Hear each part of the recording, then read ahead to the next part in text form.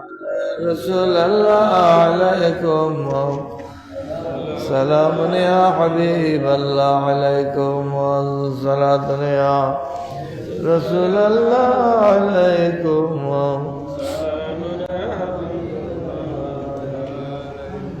کہاں ہو یا رسول اللہ کہاں ہو میری آنکھوں سے کیوں ویسی نہا ہو صلاۃ یا رسول اللہ سلام یا حبیب اللہ علیکم گدھا بن کر میں ڈھونڈا تم کا در در میرے آقا مجھے جوڑا ہے کس پر صلاۃ یا رسول اللہ سلام یا حبیب اللہ علیکم بسو دل میں سما جاؤ نظر میں ذرا آ جاؤ اس ویران نگر میں صلاۃ یا رسول اللہ علیکم سلام یا حبیب اللہ علیکم اگر میں خواب میں دیدار پاؤں لپٹ قدموں سے بس قربان نہ جاؤں صلاۃ یا سلام یا حبیب اللہ میری بگڑی ہوئی حالت بنا دو میری سوئی ہوئی قسمت جگا دو صلاۃ یا سلام یا حبیب اللہ علیکم نہیں ایسا تو میرے کوئی تو شاہ کٹھن منزل تمہارا ہے بھروسہ صلاۃ یا سلام یا حبیب اللہ علیکم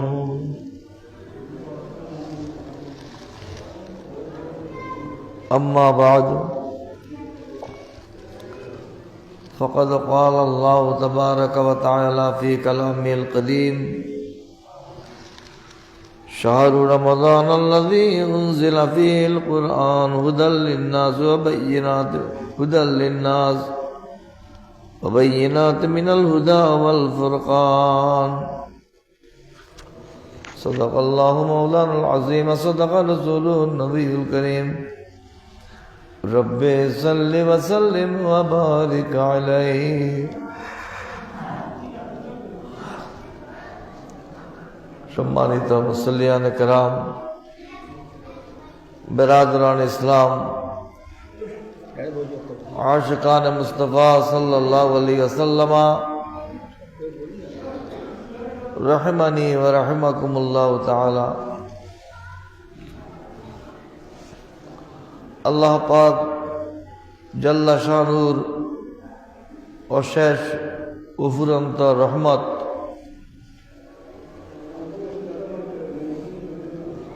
এবং আল্লাহর শুকর যে দীর্ঘ 1 বছর পর আল্লাহ পাক সুবহানাহু ওয়া তাআলা আমাদেরকে পবিত্র রমজান মাসে রোজা রাখার সৌভাগ্য দান করেছেন আলহামদুলিল্লাহ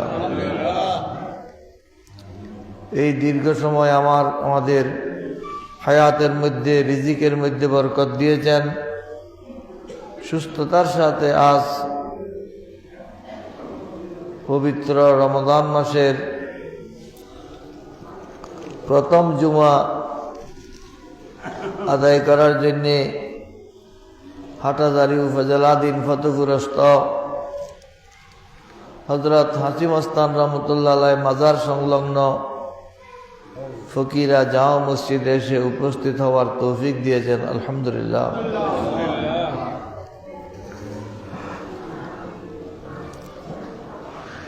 গত বছর আমাদের সাথে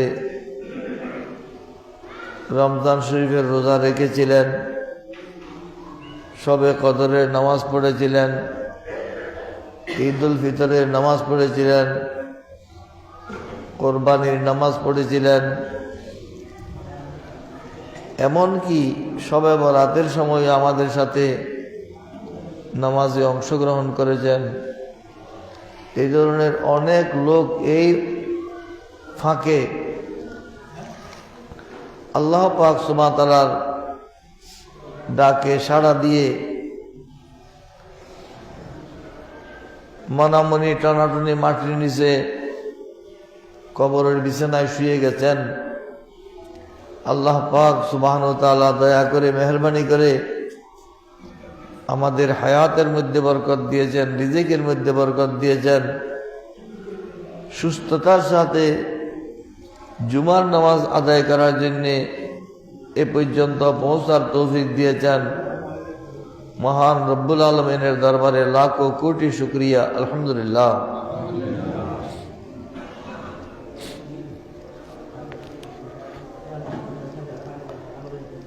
পবিত্র কোরআনে পাক নাযিল হবার মাস রমজান মাস।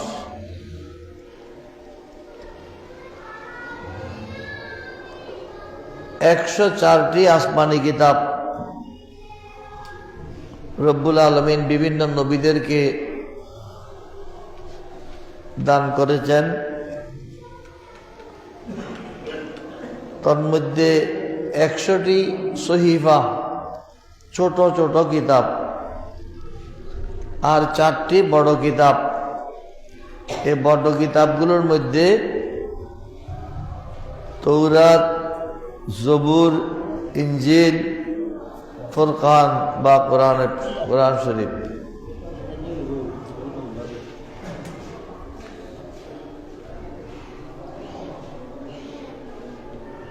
এই কোরআন শরীফ আমাদেরকে দিয়েছেন সর্বশ্রেষ্ঠ কিতাব।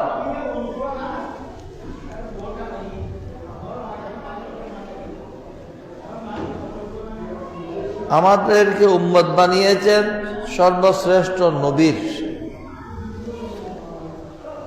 সুতরাং আমরা শ্রেষ্ঠ উম্মত, আলহামদুলিল্লাহ। পবিত্র কোরআনে আল্লাহ পাক সুবহানাহু ওয়া তাআলা আমাদের বিষয়ে ঘোষণা করেছেন, কুনতুম খায়রা উম্মাতিন উখরিজাত লিন-নাস তা'মুরুনা বিল মা'রুফ ওয়া তানহাউনা আনিল মুনকার ইলা আখিরিল আয়া। হে আমার মাহবুবের উম্মত, তোমরা হলে শ্রেষ্ঠ উম্মত। কেন শ্রেষ্ঠ?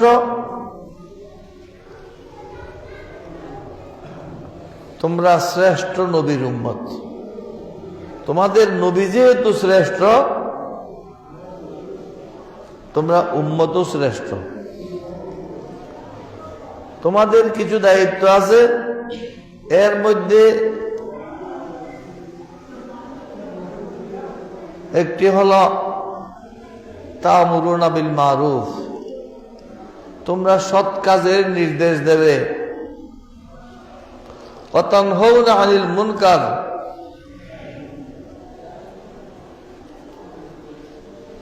অন্যায় গুনার কাজ, অপরাধকে তোমরা বাধা দেবে, বাধাগ্রস্ত করবে। সৎ কাজের নির্দেশ দেওয়া, অসৎ কাজে বাধা দেওয়া, এটা ফরজ।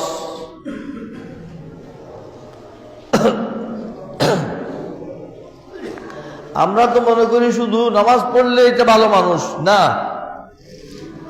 নামাজ পড়ে সুরকে সুর বলে না, ভালোকে ভালো বলে না, অন্যায়কে অন্যায় বলে না, ন্যায়কে ন্যায় বলে না, ভালো মন্দ বিবেচনা করে না। এটা উম্মতের শ্রেষ্ঠত্বের প্রমাণ নয়।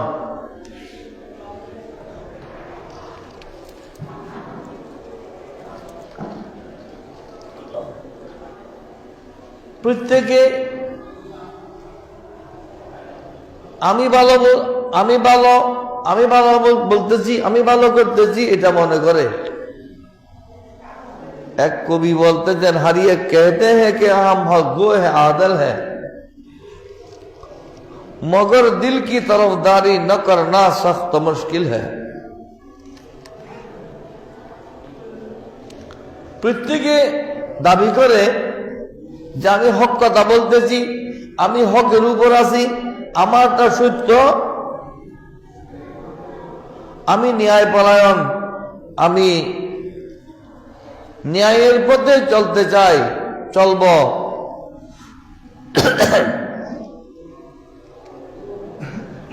मगर दिल की तरफदारी न करना सख्त मुश्किल है।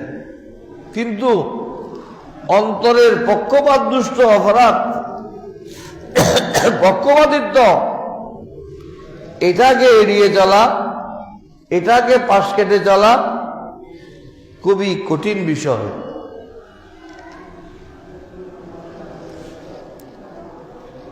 আমাদের সমাজে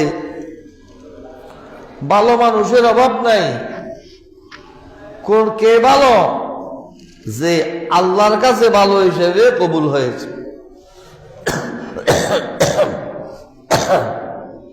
আপনারা মনে করতেছেন আমি বেশি ভালো মানুষ, না, আমি ভালো না, আমি সেটা জানি না।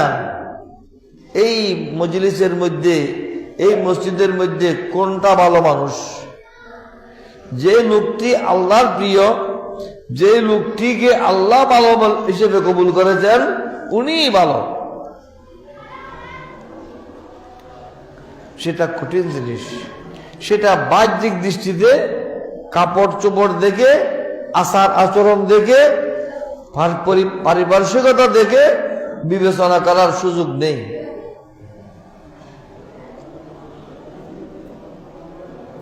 সেটা কোন লোকটা ভালো মানুষ, সেটা আল্লাহ পাক সুবহানাহু ওয়া তাআলা গোপন রেখেছেন।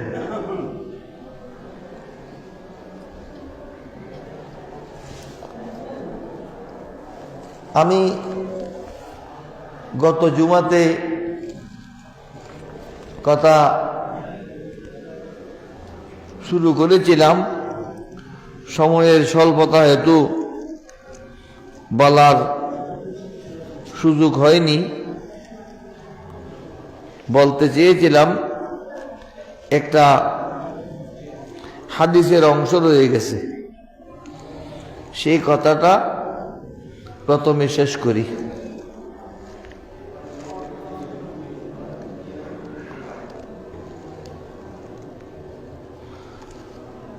আমার রাসূল ইরশাদ ফরমাচ্ছেন, নিচের দিকে দেখো, উপর দিকে দেখবে না।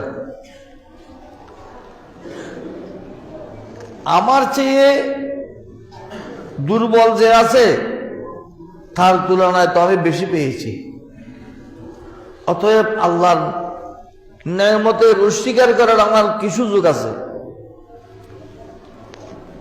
রাসূল সাল্লাল্লাহু আলাইহি ওয়াসাল্লাম ইরশাদ ফরমাচ্ছেন, উনজুর লিমান হুয়া দুনাকা ওয়ালা তানজুর লিমান হুয়া লিমান ফাওকাক। তোমার উপরেটার দিকে দেখবে না। সেই কথাটা গত জুমাতে আমি শুরু করেছিলাম। অমুকের লক্ষ কোটি টাকা আছে, সেটা দেখো না তুমি, সে সবকিছু খেতে পারে না। আর একজন রিক্সা চালক, দিনমজুর, সে খেতে বসলে পেট ভরে খেতে পারে, যেটা দেয় সেটা খেতে পারে। তাহলে যে ভোগ করতে পারে সেই ভালো আছে।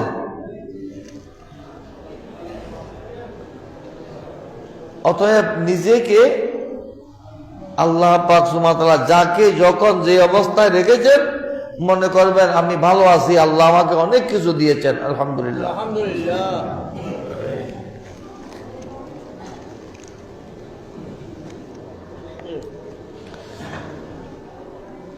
আত্মীয় স্বজনের আত্মীয়তার বন্ধন অটুট রাখবে। এই রমজান মাসে আত্মীয় স্বজনকে ইফতারি দেয় না? মেয়ের বাড়িতে, বোনের বাড়িতে, ফুফুর বাড়িতে বা প্রতিবেশীদেরকে যে ইফতারি দেওয়া, এটা কোনো বুড়া বুড়ির আস্তর আমাদের দেখে বলে, বুড়া বুড়ির আস্তর না, এটা হলো সেলা রেহমি। সেলা রেহমি মানে রক্তের বন্ধন বজায় রাখা, আত্মীয়তার বন্ধন বজায় রাখা, এটা ইসলামের মধ্যে ফরজ। ভাদ্র মাসে তালবিড়ে দেওয়া, শীতকালে এই দেওয়া, গরমকালে এই দেওয়া, বাকি তরমুজ এই দেওয়া, শবে বরাতের সময় ফিরে দেওয়া, রমজানের সময় ইফতারি দেওয়া, এইগুলো সামর্থ্য যার আছে তার উপর ফরজ। এটার দ্বারা আমরা অনেকেই লস মনে করি না।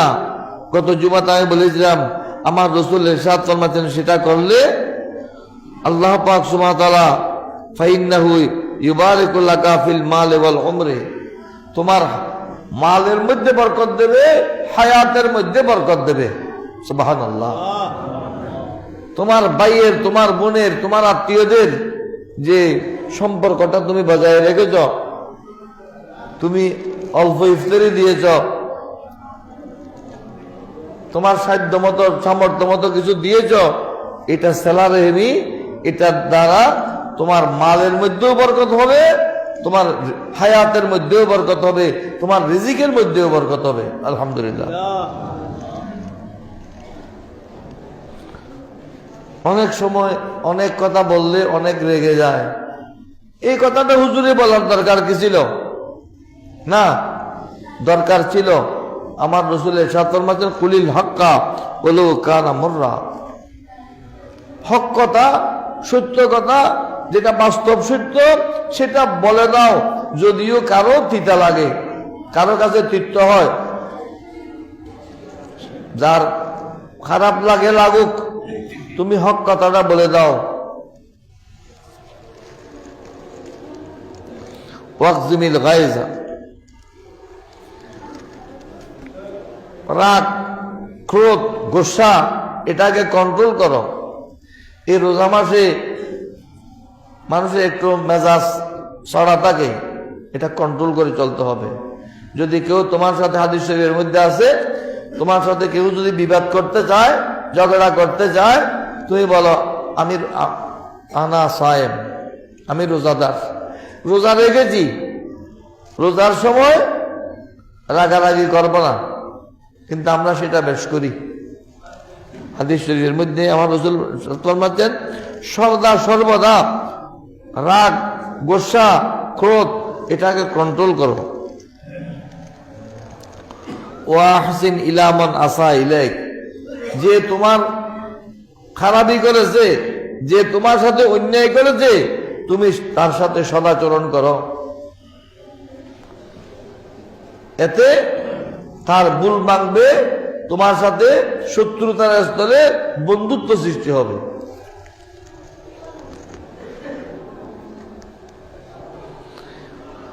ওই জায়গা ওহব্বাত দুনিয়া,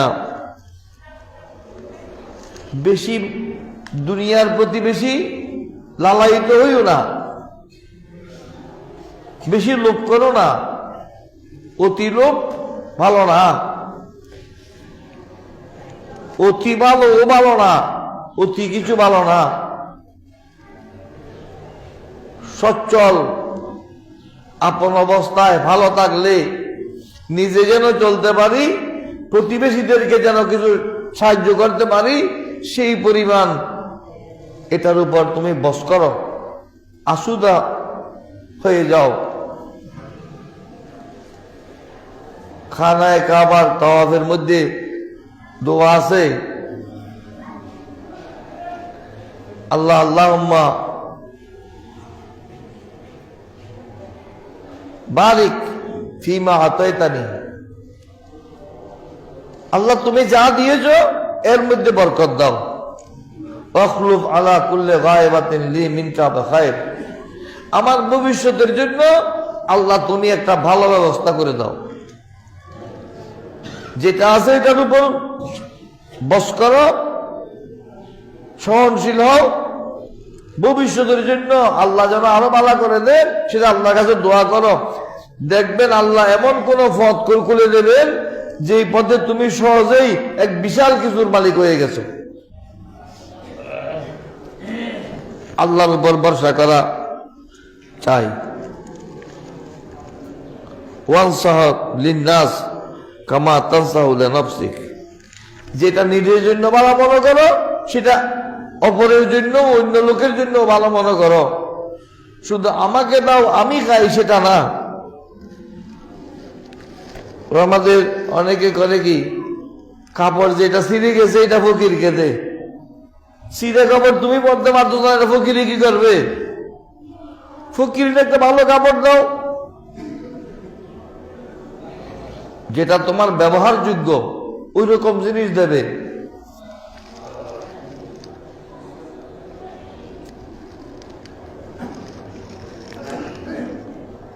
ইয়া মাহাজুল্লাহ আকলাকাত তাদবীর ওয়ালা ওয়ারআকাল হায়া ওয়ালা হাসাবাকা হুসনুল খুলক ওয়ালা নাসাবাকাল ইলম। এটা তো আমি প্রথমে বলেছিলাম ওই দিন হযরত মুআয ইবনে জাবাল রাদিয়াল্লাহু তাআলা হুজুর সাল্লাল্লাহু আলাইহি ওয়াসাল্লামের কাছে কিছু উপদেশ চেয়েছিলেন, হুজুর সাল্লাল্লাহু আলাইহি ওয়াসাল্লাম তাকে সেই উপদেশ দিচ্ছেন। মুআয, তুমি সবচেয়ে বড় বিচক্ষণতা হলো সচেষ্ট হওয়া।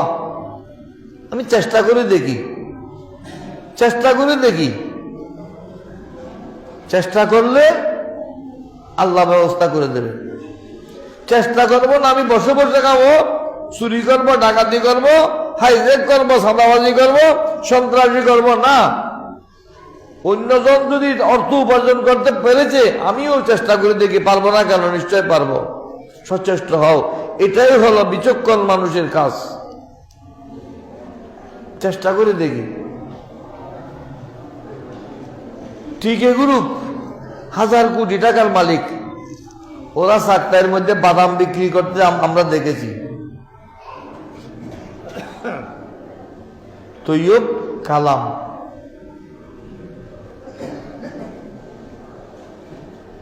আল্লাহ পাক সুবহানাহু ওয়া তাআলা দিয়েছেন। এইদিকে একটা লোক আছে, উনি 2 টাকা নিয়ে, নাম বলতেছি না যেহেতু আপনারা চিনবেন, 2 টাকা নিয়ে উনি, ওনার বক্তব্য হলো 2 টাকা নিয়ে উনি এই ওয়ার্কশপ বলে না, ওয়ার্কশপ দেখি গ্রিল ওয়ার্কশপ, তো মহিউদ্দিনেরা কাজ করে তো এই গ্রিল ওয়ার্কশপের চাকরি করেছে। সেখান থেকে এখন 1000 কোটি টাকার মালিক, দাফে দাফে। 22 ডিস্ট্রিক্টের মালিক। উনি বলেছেন আমি 2 টাকা নিয়ে শহরে এসেছি। সুলতান আরফিন হযরত খাজা বাজিদ বুস্তামি রহমাতুল্লাহ দোয়ার বরকতে আল্লাহ পাক আমাকে এই দৌলত দিয়েছেন, আলহামদুলিল্লাহ। চেষ্টা করুন, চেষ্টা করাই হলো বিচক্ষণতা। চুরি করতে পারি যে আমি কিভাবে চুরি করে ফেলেছি টের পাই না, এটা বিচক্ষণতা নয়, এটা প্রতারণা, এটা শটামি, এটার নাম খেদা, ধোঁকাবাজি। তোমার বিচক্ষণতা হবে তুমি চেষ্টা করে এগিয়ে যাওয়া, সামনের দিকে যাওয়া।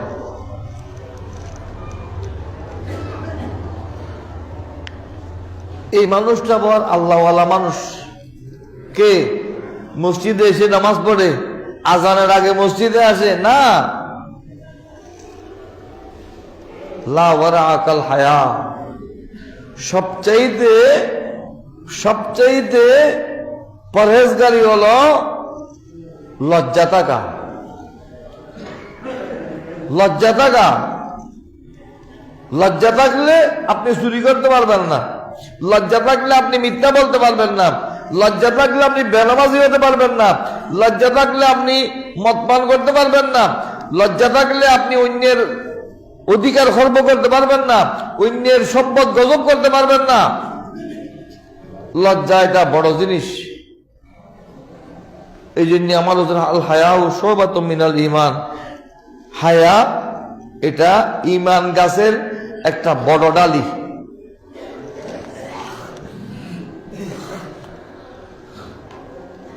ওয়ালা হাসাবা কাহুসনিল খুলক, বাসের মধ্যে লিখে দেওয়া হয়েছে ব্যবহারে বংশের পরিচয়, না ব্যবহারে বংশের পরিচয়। কি ব্যবহারে বংশের পরিচয়? আমি চৌধুরী, আমি খান, আমি জমিদার, আমি তো ভালো মানুষ না, এটা ব্যবহারে বংশের পরিচয়। এটা এই হাদিসের অনুবাদ। ওয়ালা হাসাবা কাহুসনিল খুলক, সৎ চরিত্রের চেয়ে আর কোন বংশ মর্যাদা নাই। সবচেয়ে বড় মর্যাদা হইল, বংশ মর্যাদা হইল কি? সৎ চরিত্রবান হওয়া। চরিত্র ভালো, সে তার বংশ ভালো, তার কোনো না কোনো জায়গায় মা হোক, বাবা হোক, দাদা হোক, নানা হোক, নানি হোক, কোন জায়গায় তার একটা ভালো রক্ত আছে, সেখান থেকে সে সচ্চরিত্রবান হয়েছে। আলহামদুলিল্লাহ।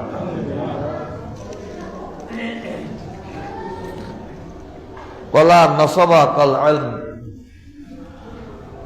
সবচেয়ে বড় সম্পদ হলো ইলম।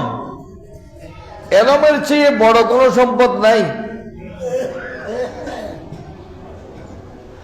রাজা মহারাজারা ওলামা ইকরামের কাছে গিয়েছে, আল্লাহর ওলিদের কাছে গিয়েছে। আলেমরা বাদশার কাছে যায় নাই।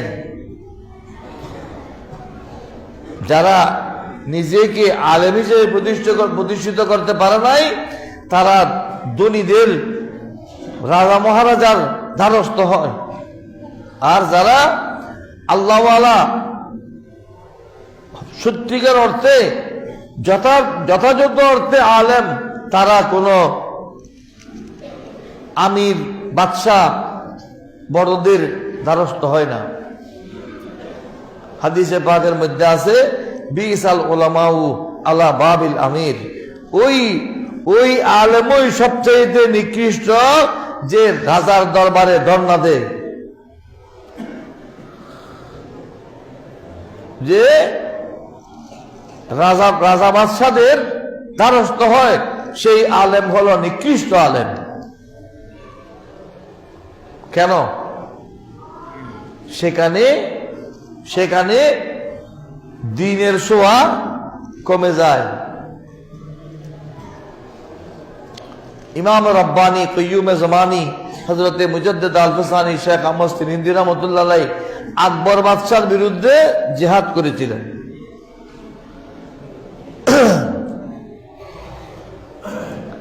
বাদশার এই ক্ষমতাকে আদৌ পরোয়া করেননি। বাদশাহ একদিন তাকে বললেন, হুজুর, আপনি আমার সাথে মোকাবেলা করতে চাচ্ছেন, সৈন্য আমার কাছে, অস্ত্র আমার কাছে, জনবল আমার কাছে, সবকিছু আমার কাছে, আপনার কাছে কি আছে? কি দিয়ে আপনি মোকাবেলা করতে চাচ্ছেন?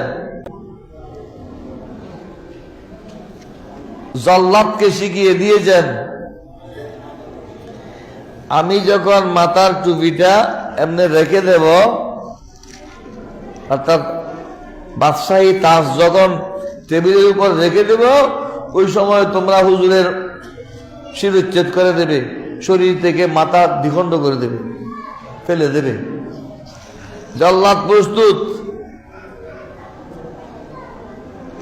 মুজাদ্দিদ রহমতুল্লাহ বললেন, কেউ আসো, কুই হয়? কেউ আছো বলার সাথে সাথে দুই দিক থেকে দুইটা বাঘ বের হয়ে এসেছে। সুবহানাল্লাহ। বাঘ দেখে বাদশা থরথর করে কাঁপতে লাগলো, হুজুর ক্ষমা চাই, হুজুর ক্ষমা চাই। সুবহানাল্লাহ বলেন। কি বাদশাহী ক্ষমতা, কি রাজত্বের ক্ষমতা! আলেম যদি আলেম হয়, হাদিসে পাকের মধ্যে, বুখারী শরীফের মধ্যে রওয়ায়াত আছে, লাউ সানু আহলুল ইলমিল ইলমা ওয়া জাআলুহু ইনদা আহলিহি লাসাদু আলা আহলি জামানিহি। আলেম যদি আলেমের অবস্থানে থাকে,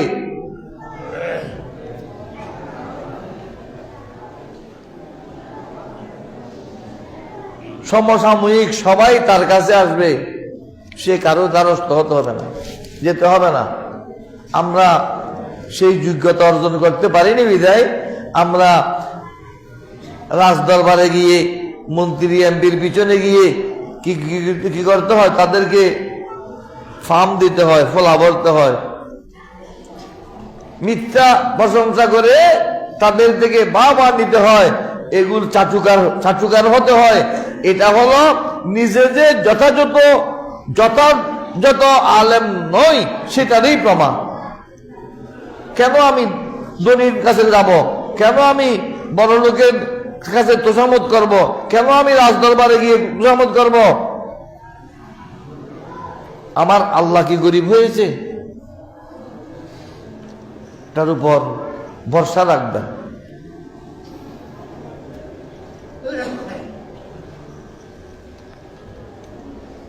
দুই 1999 সালে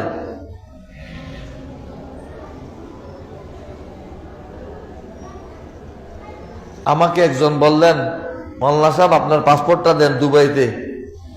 আমাদের দুবাইয়ের একজন লোক 150 জন মানুষ হজে নিতেছে, আপনার নামটা ওখানে লিখে দিয়ে। কেন? আমার খোদা কি গরিব হয়েছে? আমাকে হজে নিতে পারে না? আমি ওনার টাকা দিয়ে যাব কেন? উনি কি কাজ করে সেটা আমি বুঝতে হবে। আমার নসিবে যদি হজ করা থাকে আল্লাহ ব্যবস্থা করে দেবেন। এটা মসজিদে বসে বলতেছি। পাসপোর্ট দিই নাই, আলহামদুলিল্লাহ। ওই বছরে আমি ওই সফরে দুবাই থেকে হজে যাওয়া নসিব হয়েছে, আলহামদুলিল্লাহ। আল্লাহর উপর ভরসা রাখবেন। আরেকজনকে ধোঁকা দিয়ে, আরেকজনকে হয়রানি করে, আরেকজনের ক্ষতি করে আপনি নিজে লাভবান হবার চেষ্টা করবেন না। আল্লাহ আপনার সহায় হবেন, আল্লাহ আপনাকে দেবেন। কোন কান থেকে দেবেন, কিভাবে দেবেন আপনি বুঝবেন না। এই জন্য বলছে, আলেম যদি আলেমের মতো চলে। মুজাদ্দিদ আল-ফাসানি যখন বললেন কেউ আসো বলার সাথে সাথে দুই দিক থেকে দুইটা বাঘ বের হয়ে এসেছে। বাদশা টেবিলে রাখা দূরের কথা, এখন ক্ষমা চাইতে জল্লাদ চিন্তা করতে যে কি মামলা, ব্যাপার কি? এই বাঘ দেখতেছে শুধু, আবার বাদশা দেখতেছে, আর কেউ দেখে নাই। বাঘ শুধু কে দেখতেছে? বাদশা দেখতেছে, আর কেউ দেখতেছে না। এটা হলো আলেমদের নিজের উপর আত্মবিশ্বাসী হওয়া, আত্মনির্ভরশীল হওয়া, আল্লাহর উপর ভরসা রাখা। আপনি যদি আল্লাহর উপর ভরসা রাখেন আল্লাহ ব্যবস্থা করে দেবেন, আলহামদুলিল্লাহ। এটা দুনিয়ার গরিব নাই, মেম্বার আর চেয়ারম্যান নাই।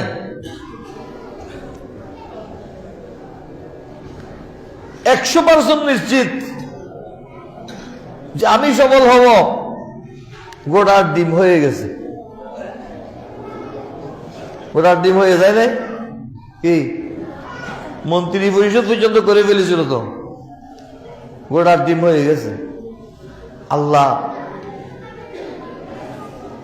কি দেবেন, কাকে দেবেন, কখন দেবেন, কিভাবে দেবেন, সবগুলো বরাদ্দ আছে।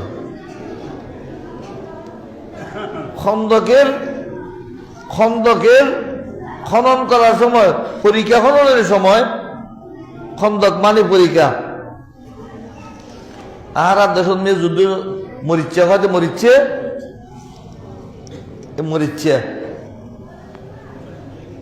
যারা মসজিদে সভায় গিয়েছেন, মসজিদে সভা গেছেন না? মসজিদে সভা পিছনে পাহাড়, সামনে ময়দান, বিরাট এলাকা খনন করে ফেলেছে। এই খননের সময় এক জায়গায় একটা পাথর পাওয়া গিয়েছিল। পাথর এটা কোনো মতে ভাঙতে পারতেছে না। অনেক চেষ্টার পর হুজুর সাল্লাল্লাহু আলাইহি ওয়াসাল্লামকে গিয়ে বলা হলো, ইয়া রাসূলুল্লাহ, এখানে এই পাথরটা আমরা ভাঙতে পারতেছি না। আল্লাহর প্রিয় রাসূল সাল্লাল্লাহু আলাইহি ওয়াসাল্লাম বললেন, আমাকে দাও। হুজুর সাল্লাল্লাহু আলাইহি ওয়াসাল্লাম একবার আঘাত হানলেন, একটা আগুনের মতো ঝলক বের হলো, আলো বের হলো। হুজুর সাল্লাল্লাহু আলাইহি ওয়াসাল্লাম আল্লাহু আকবার বললেন, আবার বলেন আল্লাহু আকবার বললেন, আবার তিনবার আঘাত হানলেন, তিনবার আল্লাহু আকবার বললেন, পাথর ভেঙে চূর্ণ বিচূর্ণ হয়ে গেল। সাহাবায়ে কেরাম জিজ্ঞেস করলেন, ইয়া রাসূলুল্লাহ, একটা আগুনের ঝলক দেখলাম, আপনি আল্লাহু আকবার বললেন, এটা কি? বলেন, এক এক আঘাতের মধ্যে আমি এক একটা এলাকা দেখেছি, এই রাজ্য ওই রাজ্য, ওই রাজ্য ওই রাজ্য, সবগুলো মুসলমানদের হাতের মধ্যে এসে যাবে। সুবহানাল্লাহ।